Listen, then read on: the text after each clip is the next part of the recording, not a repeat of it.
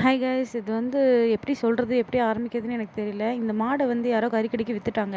இந்த மாடு கறிக்கடையிலேருந்து குடுகுடுன்னு ஓடி வந்து இங்கே நின்றுருக்கு. எங்கள் வீடு வந்து வயல் அந்த சைடில் இருக்கும்.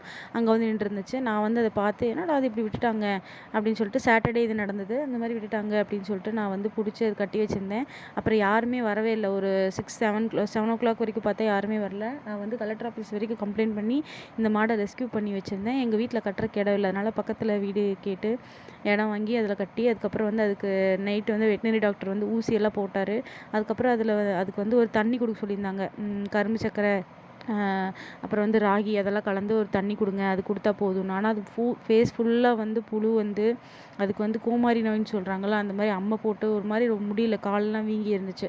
எப்படி தான் மனசே இல்லாமல் இப்படி வந்து இவ்வளோ தூரம் ஒரு மாட்டை வளர்த்தி ஒரு நோய் வந்தோடனே எப்படி தான் கறிக்கடைக்கு தராங்கன்னு எனக்கு சத்தியமாக தெரியல.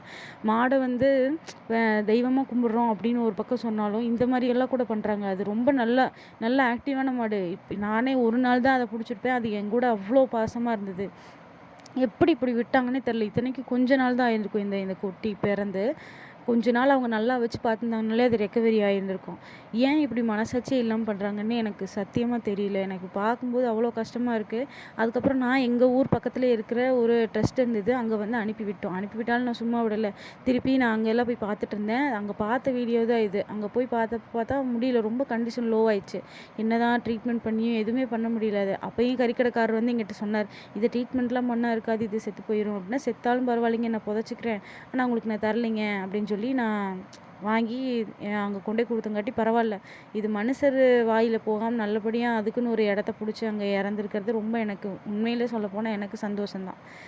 இப்படியெல்லாம் கூட மனுஷர் இருக்காங்களா அப்படிங்கிற மாதிரி ஒரு கஷ்டமாக ஆயிடுச்சு.